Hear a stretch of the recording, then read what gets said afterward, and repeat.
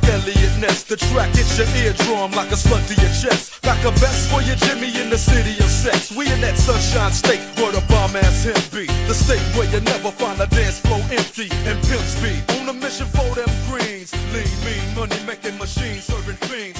FightSaga.com presents WAWR Week Radio chats with boxing scribe Joseph Herron and former prizefighter Young Billionaire. Guys, welcome. Happy Friday to everybody. Now, I tell you what, it's freezing where I am, but we're still, we're suffering through the elements just to bring you our brand of boxing. And guys, this would not be an episode or a Friday episode of WAWR Week Radio Chats without the counsel of our very dear friend, the prodigy, Young Billionaire. Young Bill, how goes it, sir? How goes it? I tell you what, brother, thank you for joining us, guys. Want to give a shout out to everyone who's joining us at this time. Want to give a shout out to our brother Truth Bomb. Thank you for joining us. And you just heard and you just participated in Young Bill's awesome show. And guys, if you haven't already subscribed, please go subscribe to Young Billy Boxing on YouTube. Guys, what an awesome show and an awesome platform he has. Also going to give a shout out to our brother Antonio Luna from Long Beach, California. Also want to give a shout out to Pounds. Let's go indeed. Also give a shout out to CB3 joining us once again. Hell yeah, grew up on this music in LA. Didn't we all in the 90s, brother? Also want to give a shout out to our brother, the boxing historian. God bless you. And if you guys haven't subscribed to his channel, please go do that at this time. Also give a shout out to Punch Smollett. Indeed, brother. And you know what? It's cold and you say a shot of amber. Yes, indeed. Don't mind if I do. Down the hatch with some Jack Daniels. What say you, Young Bill? Salute. Oh, I love it. And you know what, guys? As much as this pains me to discuss, right? Uh-oh. And Young Bill, you know how much I hate me some MMA and UFC. Uh-oh, don't say that to a historian. You know what? I'm sorry. It is what it is, right? I'm a long-suffering fight fan. And, you know, I will always favor my beloved boxing. But today, guys, we're going to be talking about the prospect of possibly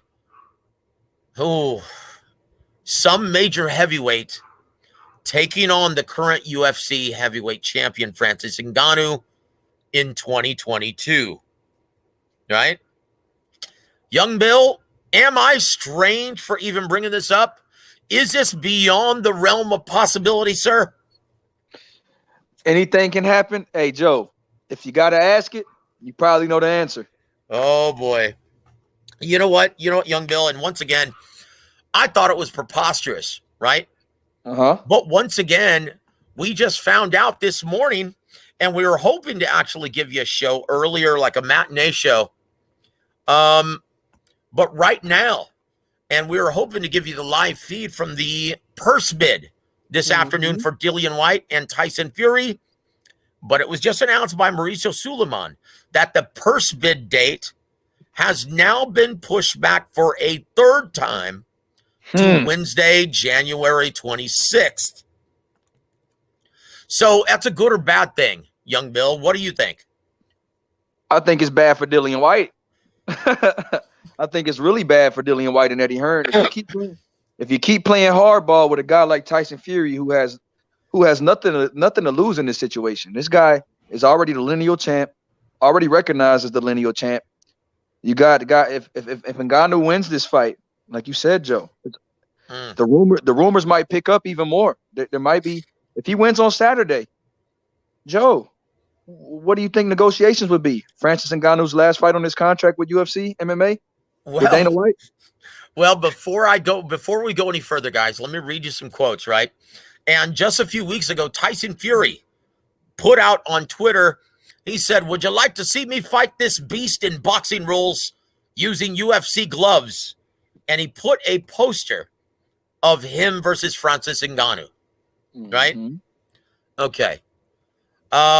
And once again, guys, Francis Ngannou versus. So, look, I know most everyone is going to be focused on Gary Russell versus Mark Magsayo and that brilliant triple header from PBC and Tom Brown Promotions. Brilliant job of matchmaking. I love all three of those fights. And, guys, I'm going to be flipping through all three, right? 49ers versus the Packers. Absolutely. The Showtime broadcast. Oh, and it pains me to say this. But yes, I'm going to be flipping through the main event of UFC 270 in Francis Ngannou versus Cyrus Gane of France. Joe, are you really going to be watching that fight too? Yes, and here's why. I'm not the only one, brother. The brass at Top Rank as well as the brass at UFC will be dialed in. Now, keep in mind, guys, ESPN, they've lost money in their last 3 major pay-per-views with boxing. They love this fight between Tyson Fury and another ESPN pay-per-view star, Francis Ngannou. Keep in mind, he's been showcased on ESPN for the last several years with UFC. This is his final year of his contract with UFC. And he's already stated, now, once again, I'm going to read a quote from Francis Ngannou that was just taken yesterday from an interview. When asked about the prospect of potentially facing Tyson Fury, this is what he had to say. Quote, yes, it's been 2 years that Tyson Fury and I have been going back and forth. As you might know, I don't want to retire without boxing in at least one major fight. That's definitely on my checklist. End quote. End quote. Now, when they asked Dana White on whether or not this was going to be Francis Ngannou's final fight with the UFC, he had this to say. Now, once again, they've been negotiating for the past 2 weeks. This is what he had to say. Quote, I honestly don't know. My philosophy has always been, if you don't want to be with us, that's no fun for anybody, and we don't need you. So we'll see how this fight plays out, and we'll see where we go from here. But to be quite honest with you, I really have no idea. End quote. Young Bill, what is going on here, sir? Where there's smoke, there's fire, Joe. That's all I can say. I mean, it's an interesting prospect. And somebody in the chat asked about what would be the demand for Ngannou and Tyson Fury. That's the biggest money fight to be made right now, dude. Want to thank our brother here to there. The question is, what will be the demand for Fury and Ngannou if Ngannou gets washed by Gane tomorrow, which can very well happen? That can happen. Guys, this is, look, maybe I'm just looking too far into this, but upon speaking with someone who's going to remain nameless from Top Rank, well, he's confided in me that they're going to be very interested in what goes on in the main event for UFC 270. And there's a reason why this has been pushed back to Wednesday, January 26th, the purse bid for Tyson Fury and Dillian Whyte. Guys, it's no mystery that Dillian Whyte has been pushing very hard, demanding a lot of money, saying that he's the bigger draw in the UK, and he deserves a bigger cut than 20%, or $5.5 million. Okay, so Tyson Fury and Top Rank very well may say, if he doesn't budge on what he's requesting, you know what? Have at it then. Fight someone for lesser money for the vacant WBC strap. We're going to let it go. And I'm going to compete in a much bigger global event and a much bigger money fight in which I can demand at least $30 million and a very easy matchup against Francis Ngannou. A fight that ESPN absolutely loves. Right? Don't be shocked if that's the way it unfolds. Guys, and once again, on this show, we're journalists first, and fans a very distant second, right? Now, Young Bill, are you a fan of this? Would you much rather see Tyson Fury defend his title against Dillian White? Hell Or- yeah, Joe. Absolutely. Now, give me your thoughts on this entire scenario, sir. Joe, I'm not a big fan of it. I don't really want to see Ngannou versus Fury, but I understand if Dillian White doesn't want to play ball. I understand Fury using this as a leverage and Fury actually acting on it because even when we had we had Sugar Hill on here. Sugar Hill Stewart said he wouldn't mind. He said it's all about entertainment right now, so he wouldn't mind training Fury for a Francis Ngannou fight. That's right. And obviously there's been a lot of rumblings. I don't know how much truth there is to this, but it was even leaked by Bob Arum as well as Eddie Hearn that there could be a potential step aside for AJ, who hasn't even started camp yet and announced his, new training team, right?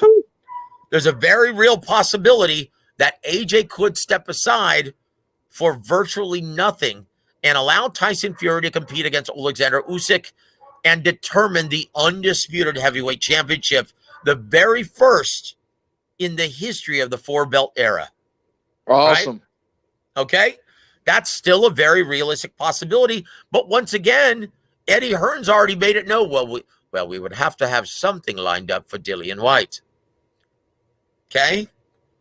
So Dillian White right now, for all intents and purposes, is the fly in the ointment.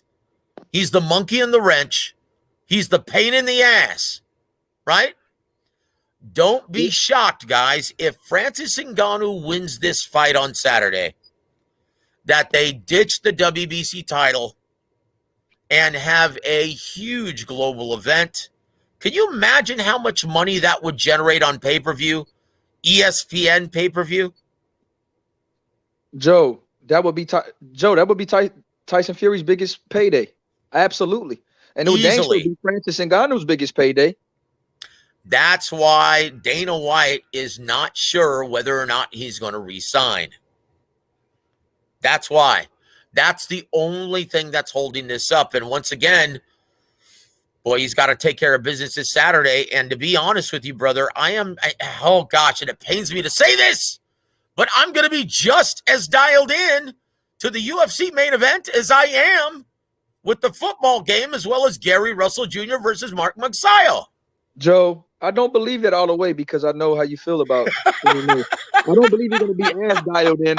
I believe you're going to have a watchful eye, but you're not going to use the same watchful eye you have with this purist and this boxing card we have on Showtime, Joe. I still can't buy it. Oh, you know what, brother? You're absolutely right. You're absolutely right. Here to there says ESPN wanted the fight. That's major news, Joseph. Yes, it is. And read all about it tomorrow on FightSaga.com. If ESPN wants it, then Dana UFC will do it. Dillian better hope Gane wins tomorrow. Yes, that is right on the money. You know, if Gane wins tomorrow, do you realize how much money ESPN top-ranked Tyson Fury will be saying goodbye to? Woo! How much money do you think that fight is worth, Joe? And just speculating. Guys, I'm going to say it right now. That's $100 million fight. That does at least 2 million pay-per-views in just American market alone. Wow. Say that one more time, Joe. It's mind-boggling. You said 2 million pay-per-views? Yeah, it's $100 million fight, guys, and that does at least 2 million pay-per-view purchases on ESPN pay-per-view. Whew. Because you're talking about the involvement now of not only the UFC crowd, but a huge mainstream and casual demographic. Wow. Okay, our brother Frank joins us. Thank you so much. He says, you know what? Tyson Fury also said there was some fight news he had already. And our brother Peter joins us. Thank you once again for always joining us, Peter. We appreciate your support. He says, White deserves a lobotomy. Yes, he does. And once again, it's the epitome of what we've been experiencing from fighters of this era. These entitled bitches, they think that hey, you know what? I'm used to making $4 million for much lesser challenges than Tyson Fury. Boy, I deserve at least $10 million. Well, if you push too hard, Dillian, you may not get a damn thing. Frank also says this: if Fury drops the belt, it's disappointing to say the least. He will sacrifice his legacy for money. Frank, let me ask you something, sir. And Young Bill, I'll ask you this as well. Fighters of this era, do you really think they give a shit about their legacy if you're talking about $100 million prospect fight? Joe, it's called prize fighting.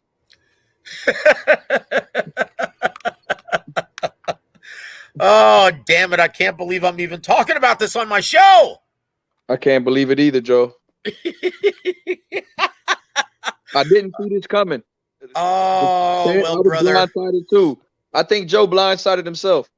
Oh, gosh. Dang, you know what? And once again, Peter's got the beat. He says Dillian Whyte isn't using his head.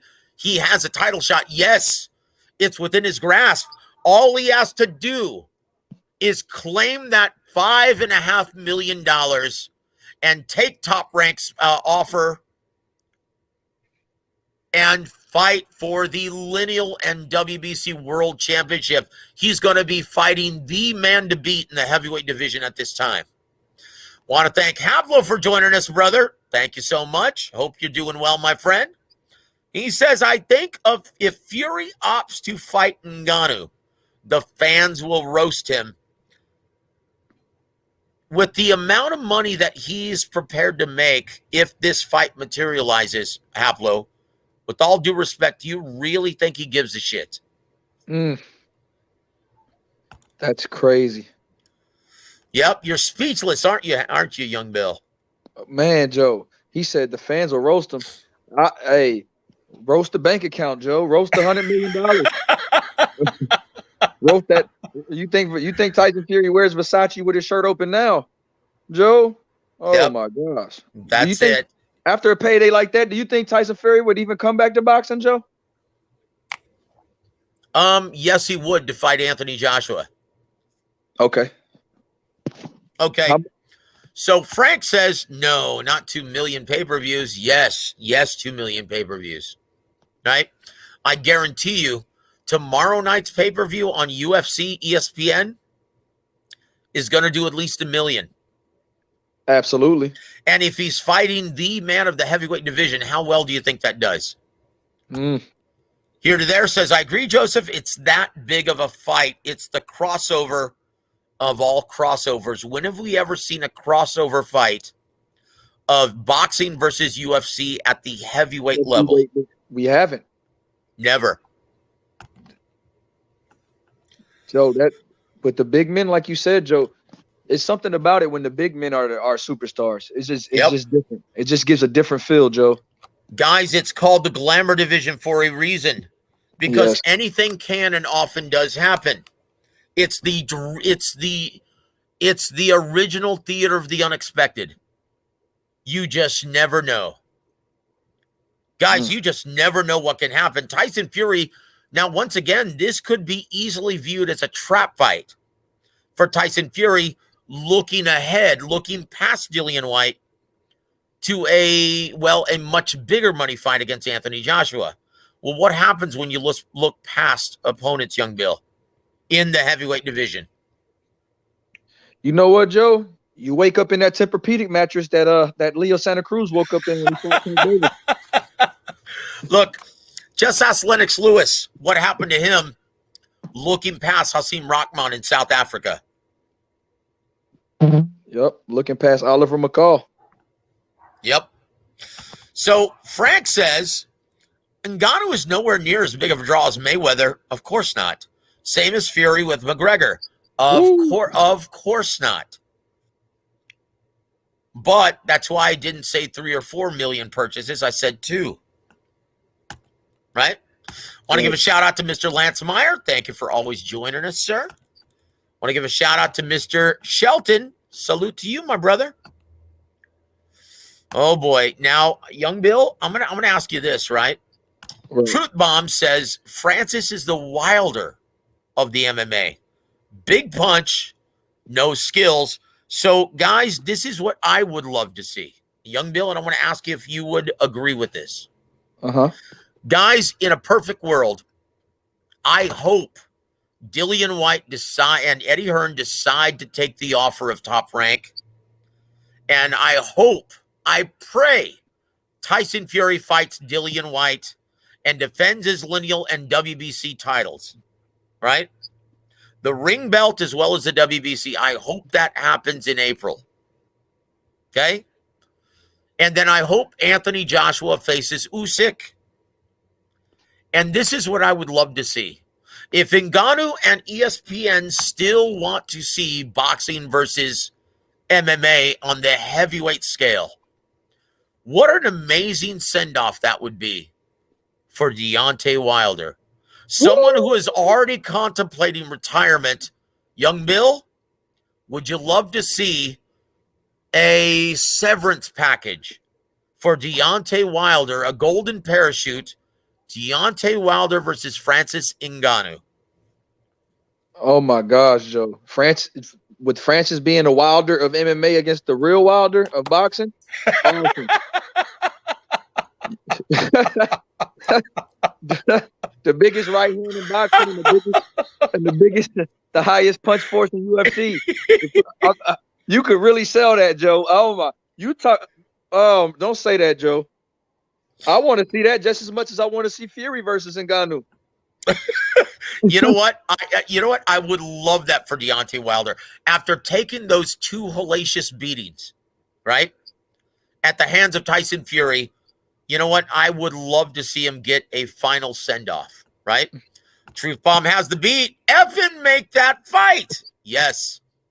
Also, Frank has the beat. Wilder would sleep him. Yes, he would. Yes, he would. Go That out on would a be high note. straight fire, Truth Bomb. I would love to see it. I would pay my 2 bits, brother. So once again, check it out. Havlo. He says, I think up to 2 million, but that's a ceiling to me. A nice ceiling, but I think it comes in more at maybe like 1.4 million buys. Here's why it gets a lot more than that.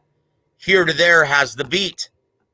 Ngannou holds the Guinness World Record for most force with a punch with 4-ounce gloves. Fury's lineage of bare-knuckle fighting and mouthpiece. This fight has everyone talking about it already. Guys, I'm being humble when I say it does 2 million purchases. Now think about how ridiculous Dillian White sounds right now, saying that he's the bigger draw in the UK and trying to really stand firm on requesting $10 million to fight Tyson Fury. What do you think Fury, Warren, and Arum are doing right now? They're laughing their old wrinkly asses off. Hey, Joe, they're laughing, but they would be laughing hysterically if Ngannou does win on Saturday. They have a nervous laugh. Look, it's a nervous laugh because guys, Ngannou, like you said, could win on Saturday. You know what, Young Bill? If you see Ngannou win by sensational knockout, especially of the one-punch variety, you will see Bob Arum chew down an entire basket of edibles and pop open a bottle of Cristal, brother. The visuals of that, Joe. Oh my God. Let me tell you, man, how much and how rowdy Bob Arum still is, even at 90. Right? I remember when Chavez and Brian Vetta was in town, right? And Artie Palulo, a very dear friend of mine, Banner Promotions from Philadelphia. Yes, it is the Palulo crime family, right? Mm-hmm. Artie, we were supposed to get together and have a steak dinner, and he canceled at the last minute because he and Bob Arum cracked open a bottle of Louis Trey and got hammered the night before. That's how Bob still rolls, man. He likes to drink. Yeah, he likes to drink. He likes his THC. Yeah, he indulges still, man, even at age 90. That's a true story. And and Artie called me at the last minute. He goes, look, like, I'm sorry, man. Bob called me up. He wants to hang out. So we're gonna meet at his hotel, and I'll see you at the event. So I saw Artie the next day, and he was hungover. I said, man, you don't look very good. He goes, oh, geez. Bob had me up in his hotel, and we got hammered, man, from a bottle of Louis Trey. Do you guys know how much Louis Trey runs today? How much does it run today? About $2,000 a bottle. Yeah. It's 40, 50-year-old brandy.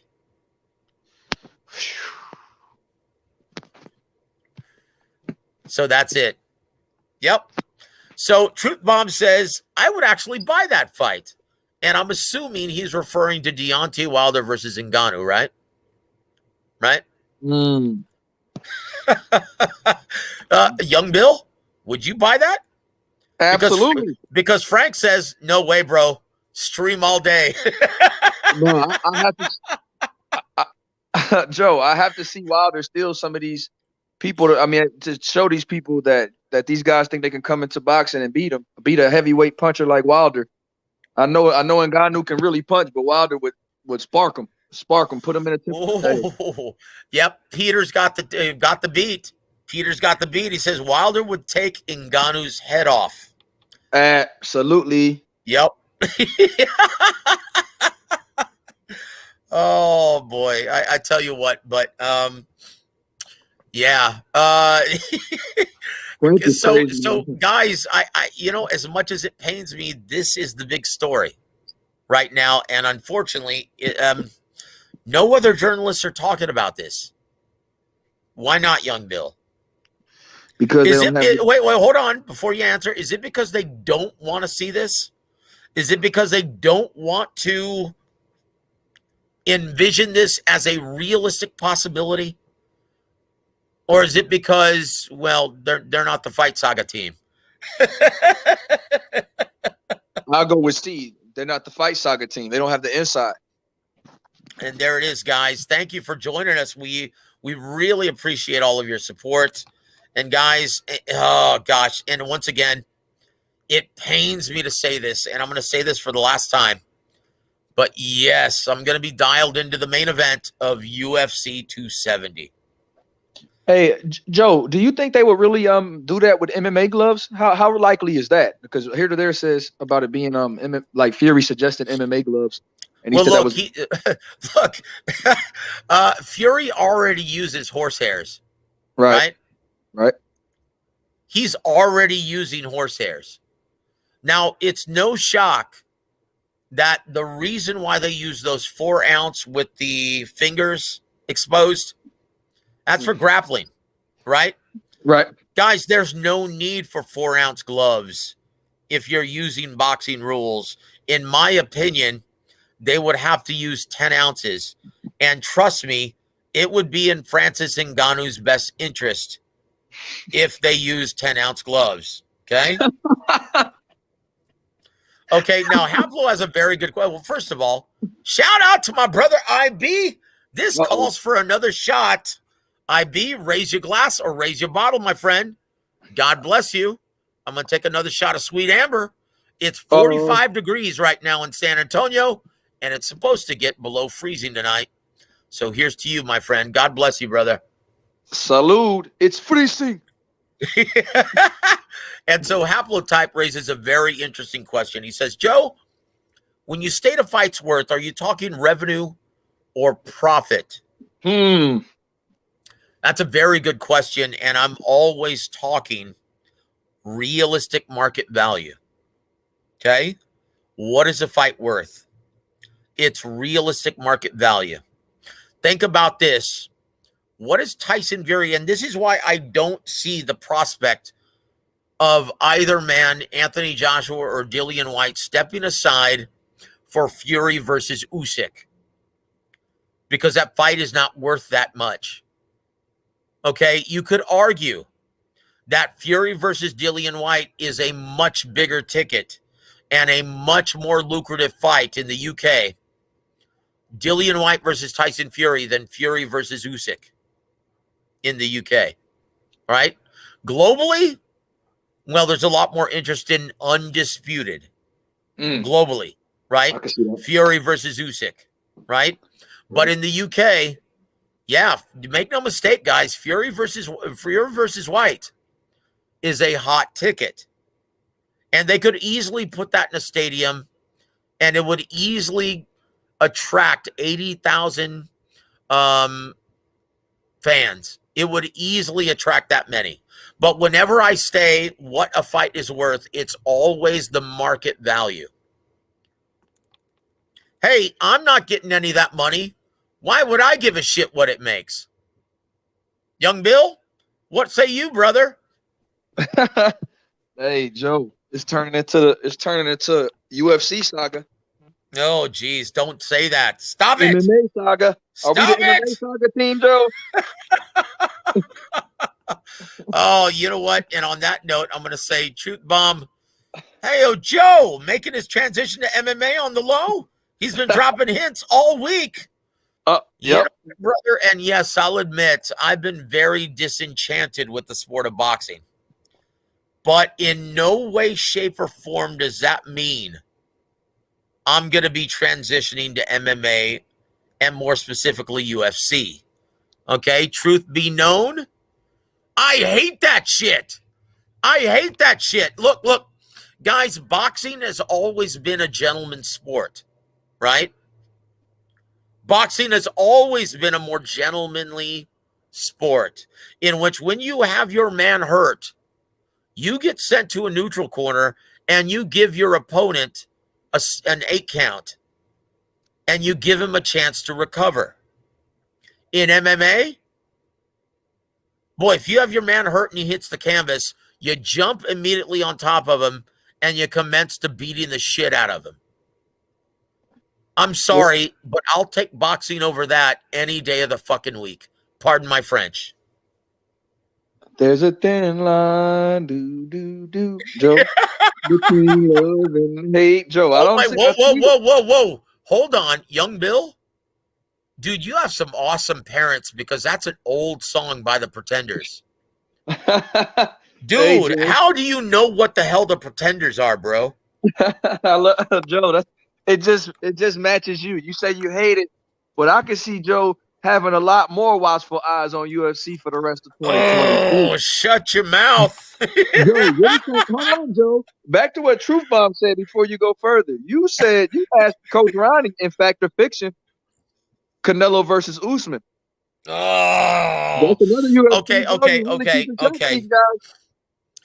Oh, geez. Well, look, let's transition to that, guys, because I'm all Francis Ngannou out at this point of the show, okay? We're 35 minutes in. Let's transition to the next topic. Let me ask you something, Young Bill. What's a bigger fight?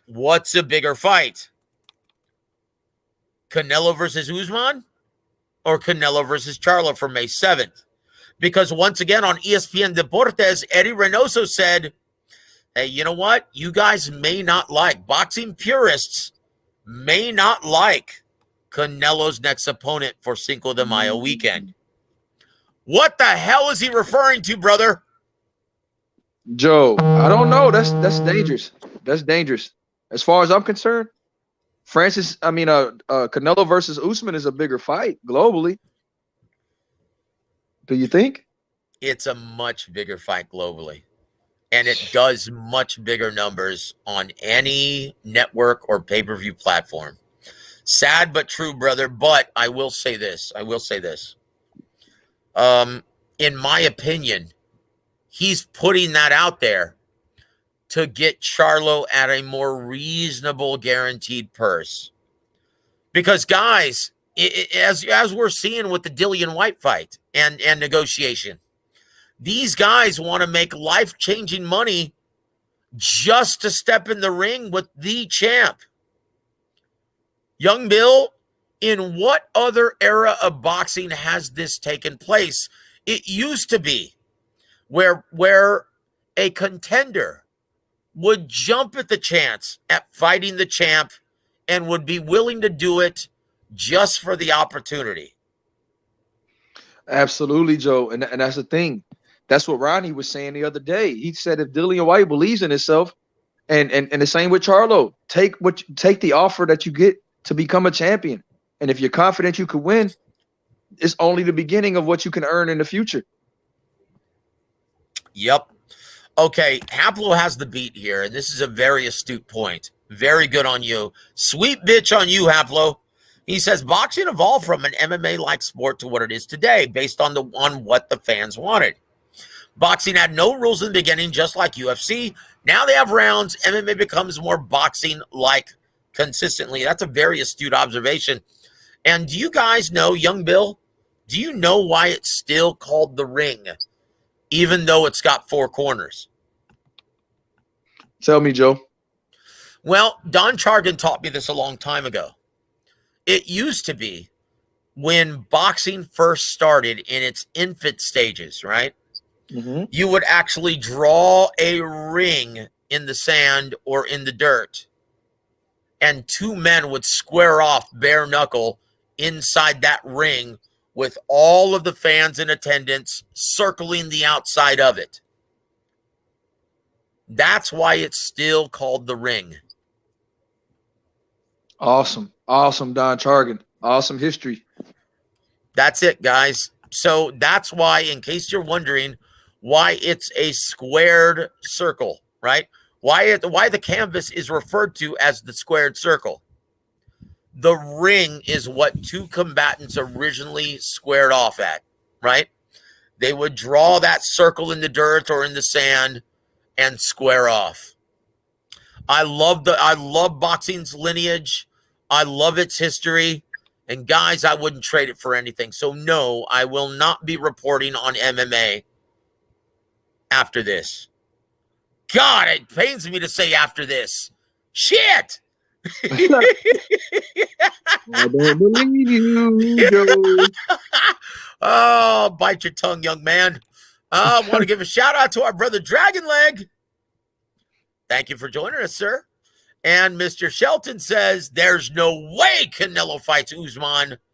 Charlo's probably trying to duck Canelo again. Young Bill, how do we feel about the ducking moniker on this show, sir? Joe, these guys will fight anybody if the price is right. It's simple as that, Joe. I don't believe these guys are brimming with confidence. Charlo will fight Canelo for the right money any day, anyhow. Yep, that's it. Guys, ducking is a fan-driven concept that doesn't exist. Look, guys, Charlo has been clamoring for this fight. This is why you haven't seen him against the Goliaths at 160. Al Heyman and Jamal Charlo, Ronnie Shields, they've been waiting for this fight. Okay? This is what they've been training for. This is what they've been preparing for the past 6 years. They've been preparing for this moment. Guys, there's no doubt in my mind, and I've been telling you this, guys, for months, that Jamal Charlo versus Canelo Alvarez will happen May 7th. I give it a 90% probability. Okay? And Mr. Shelton goes, you're misinformed about Charlo. Really? Let's see. Ronnie Shields is one of my best friends in the industry, and you think I'm misinformed about Charlo. Okay, well, we'll see. And I tell you what, brother, when the fight gets announced, you can come on the show and I can tell you with a big smile, I told you so. Okay? So it's funny. And Frank says, come on, Joe, don't get on your high horse. Uh-oh. A gentlemanly sport is brutality. You watch it for the brutality. Okay. Whoa. Yes, we all do, man. Of course we do. We're bloodthirsty ghouls, man, and we love this shit. No. Let me rephrase that. We live for this shit. Absolutely. Young Bill, We live for this, brother. We're lifers. Yeah, I mean, I find something, Joe. If not, we find something to talk about boxing every day. Every day. We love this thing. We live for it, Joe. That's it, brother. It's in our blood. Let me ask you something, young Bill. Talk to me. And everyone has their own individual story. Let's put the spotlight on young Bill. Mm-hmm. When did you find yourself first becoming a boxing lifer? Trinidad versus De La Hoya. Oh, damn. Don King, Bob Arum, HBO TKO pay-per-view. Mm-hmm. So what was it about that fight that just got under your skin, into your system, into your blood? The magnitude of it. Just seeing that was one of the few times I spent with my father, and he was going for Trinidad so bad, and just seeing the family split. The whole family was rooting for Trinidad, and the fight, and I thought De La Hoya won, and so at the end of the fight, everybody in the house was holding their breath to wait for the decision, Joe. everybody was going for Trinidad, but everybody in my family would not deny that they thought Trinidad lost at first sight. So we were all, and so that's what made me realize that the trickiness of boxing too, that it sometimes even in the ring, it doesn't matter if it goes to the decision, it's still up to somebody. If you leave it to the judge's hands, it could turn out bad for you, Joe, even if you thought you won. And so that's what I love about boxing. You have to take matters into your own hands. That's it. Yeah, that's it. You settle it with your own judges, your left and your right fist. What does our brother Sugar Hill always say? Hey, Sugar Hill says I knock out so you won't have to go to the cards. He said, let's make the cards non-existent. That's it. That's it. Just let the judges at ringside become spectators. And that's it. That's it. Mr. Shelton says, okay, once again, I'm gonna shut this down very quickly. If PBC Charlo wanted the Canelo fight, why did they already turn down a career high payday? Brother, if you must know, once again, I remember when I caught news of this from De La Hoya, right, and Eric Gomez, saying that they did indeed send an offer to Al Heyman and Jamal Charlo for a fight in 2019, Cinco de Mayo, right? I immediately called up, when I found this out, I immediately called up my brother Ronnie Shields. He was already in bed for the evening. He was pissed off that I was calling him that late. But I said, brother, this is regarding an AM publication, and I'm going to quote you, so make it good. He said this, because it was a bullshit offer. We made more than that. That offer was a bullshit offer. It wasn't a serious offer. We made more than that in our Dennis Hogan fight. So I don't know where you're getting your information that it was a career high payday. They made more to fight Dennis Hogan than that offer from Golden Boy Promotions back in 2019. So there's the reality, brother. Thank you for joining us, Mr. Shelton. Yeah. Oh, I tell you what, man. Oh, hold on. This is a blast from the past. Listen to this, young Bill. You'll appreciate this, man. I know I do, because I still have my original Nintendo system, right? My original NES. Truth Bomb says, here's the code to Tyson's Punch-Out to face Mike Tyson. Facts. Absolutely. Tell you what, I love that game. That's a part of my youth. Thank you for bringing that up and making me feel like the old geezer that I am. Thank you so much. In the final 15 minutes, now you went over this extensively, young Bill, so I want to get your assessment of everything. How the fans are feeling, your assessment of this main event on Showtime in a brilliant triple header. It's Gary Russell Jr. versus Mark Magsayo, the main event of the evening on Showtime. After conducting that brilliant 90-minute show that you just did, what is the sentiment that you're getting from the fans? So you say Mark Magsayo has a chance, huh? I didn't say that. I'm asking your opinion, brother. That's the sentiment I'm getting, Joe. The people that, okay, just 48 hours ago, people felt as if Mark Magsayo was going to get beat pretty handily. But now that Gary Russell missed weight, and you see that we thought he might have had, he revealed his injury, then he's not with his father. It's a lot of, it seems like, and he's talking about Tank Davis and rematching Lomachenko. It seems like he might be taking an eye off this kid, Joe. And in boxing, when you look past your opponent, they don't call, Mattress Mac is waiting, Joe. Damn. What was that about a Tempur-Pedic mattress again? You look past your opponent, you might wake up on a Tempur-Pedic mattress like Tank Davis did Santa Cruz. Oh, goodness gracious. Well, so let me ask you this. I know that's the sentiment currently floating among the diehard boxing community. But what are your genuine thoughts, you personally? Because I have so much respect for everyone who joins the show and is in the chat, but I really respect your thoughts and what you see in the ring. Young Bill, I trust your eyes. What do you see, sir? I see Gary Russell as the better technician. I see him as the better counterpuncher. I see him as the more composed fighter. I believe he would pick Mark Magsayo off every time he jumps in and out. I think Gary Russell will hit the body. I think Gary Russell will attack the body. I think Gary Russell will sit back and be patient because Mark Magsayo, as talented as he is, he's so raw that he makes a lot of mistakes. He doesn't work off the jab well. He leaves himself open to be countered a lot. And he also doesn't like punches to the body. So it's a lot of different things that Gary Russell has to work with in there. So I favor Gary Russell, Joe, even with what I saw today, because he's a professional. He's a veteran.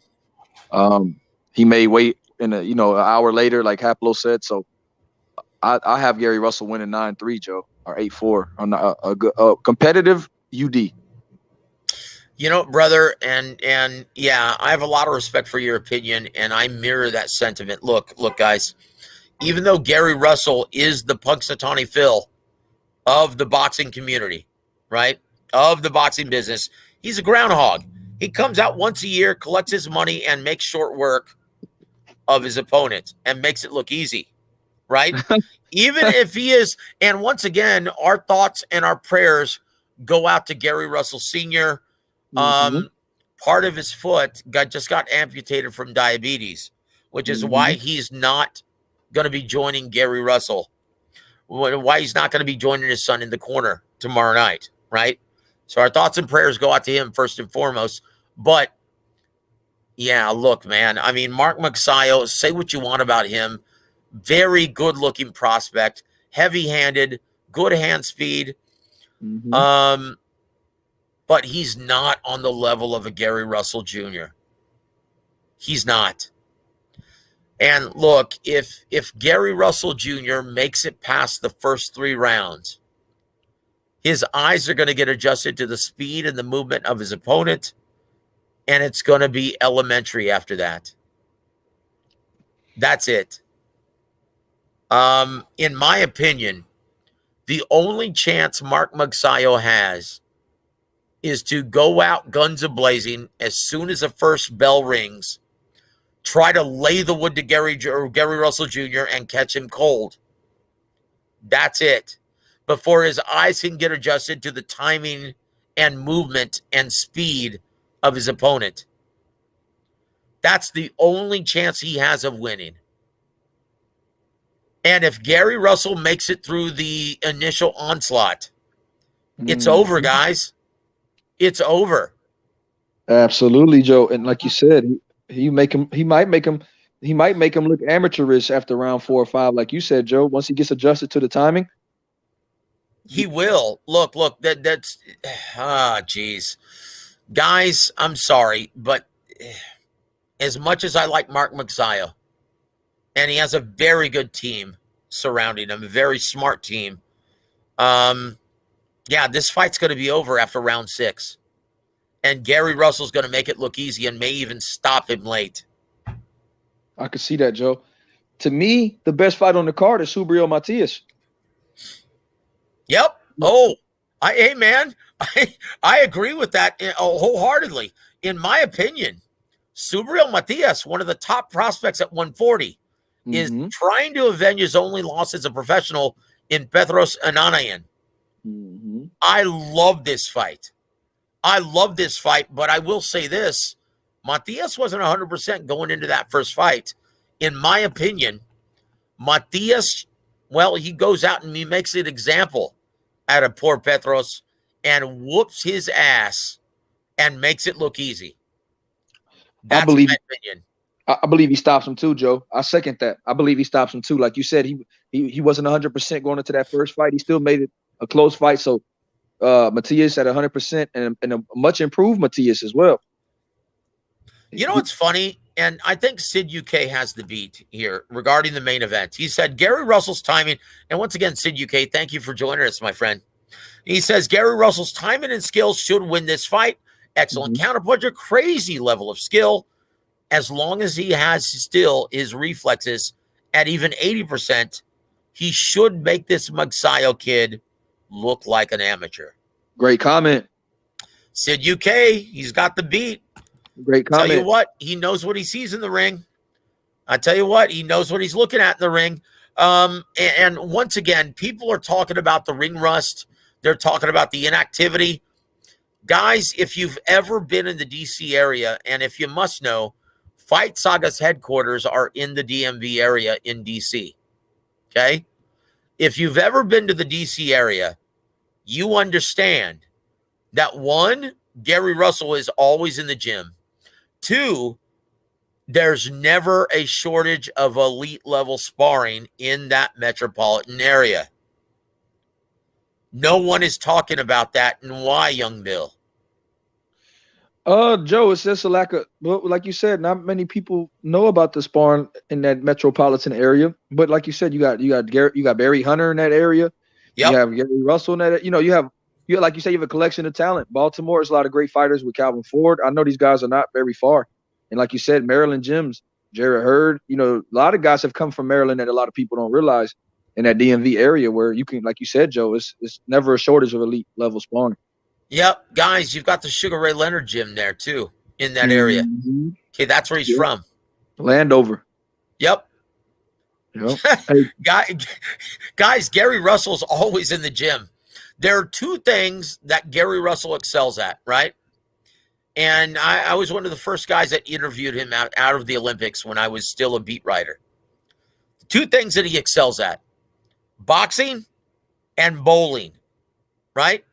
If you challenge Gary Russell to either one of them, he'll whoop your ass and make you look stupid. Like, have you ever seen him bowl, Young Bill? Never. Oh my gosh, dude. He's actually bowled several perfect 300 games. Wow. That's how proficient he is.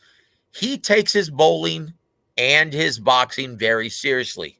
So if you guys are trying to look for, oh, he doesn't look the same. You know what? Even a Gary Russell at 75, 60% is still good enough to whip this boy's ass from the Philippines. Joe, do you think this would be tougher than a Tug fight, or do you think this is the same? Who do you think is at a more proficient level, Tug or Mark Magsayo, Joe? Tug has a lot more experience. Keep in mind, this is only Mark Magsayo's fourth fight out of the Philippines. Yep. Okay? He's green, guys.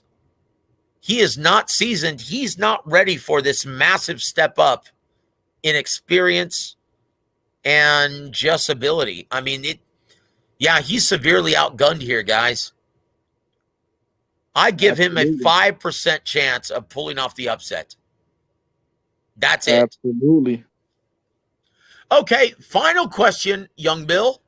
And since you just interviewed Sugar Hill, our brother Javen, I want to get your thoughts on this. Joe, thoughts on John Fury taking subtle shots at Sugar Hill?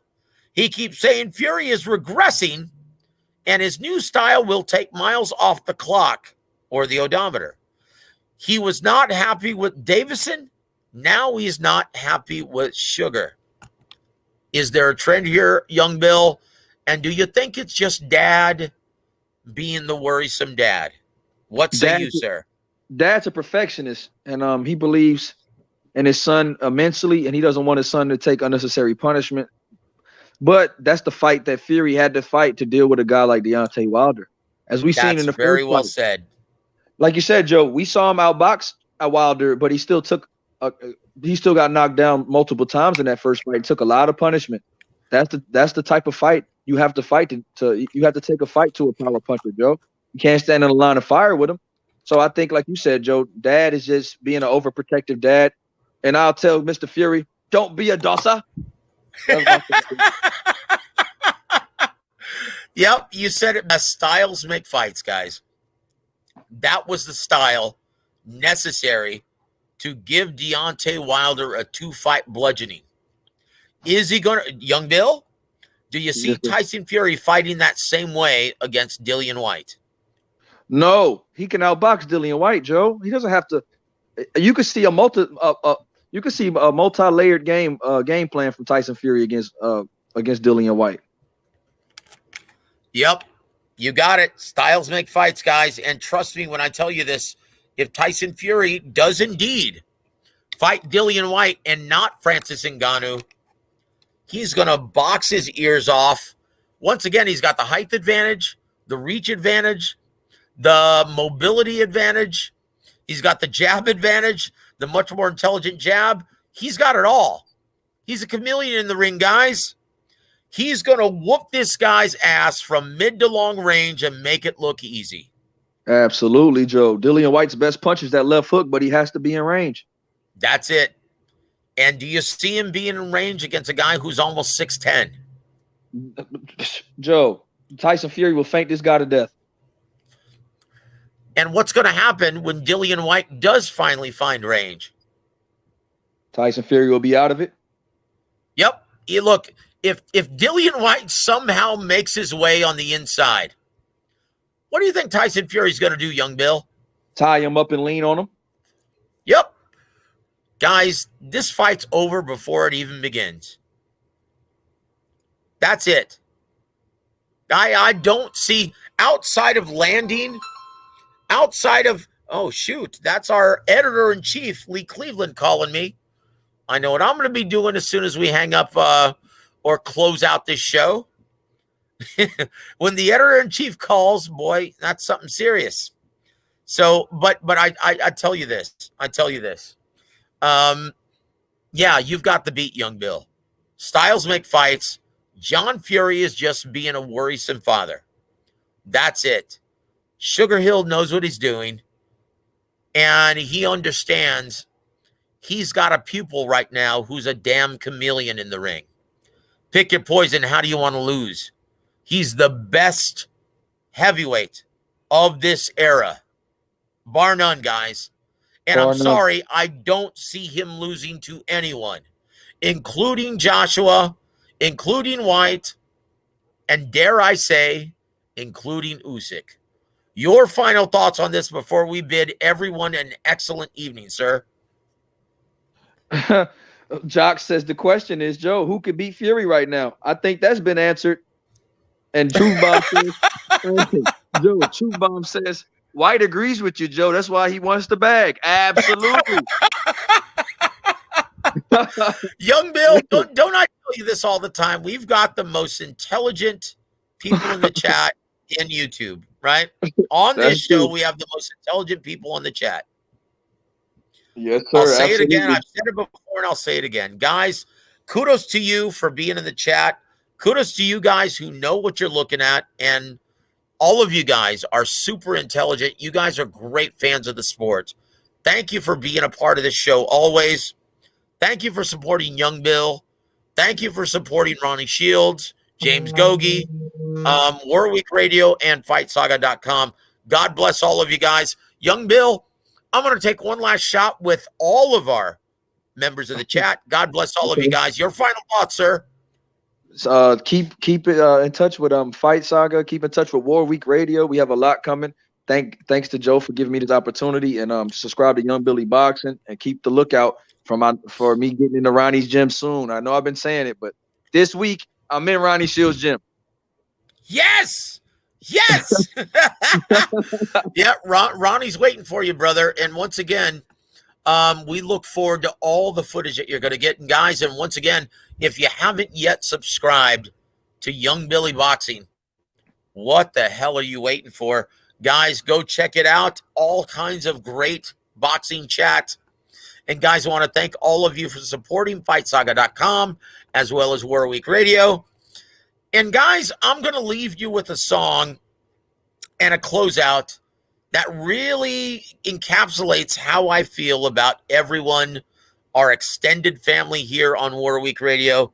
This is for you guys. On behalf of Young Bill, I'm Joseph Herron. You've been listening to WAWR Week Radio. Have an excellent weekend, everybody.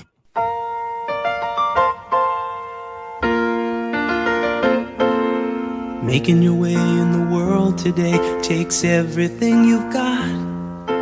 Taking a break from all your worries sure would help a lot. Wouldn't you like to get away? Sometimes you wanna go where everybody knows your name, and they're always glad you came. You wanna be where you can see our troubles are all the same. You wanna be where everybody knows your name. You wanna go where people know people are all the same. You wanna go where everybody knows your name.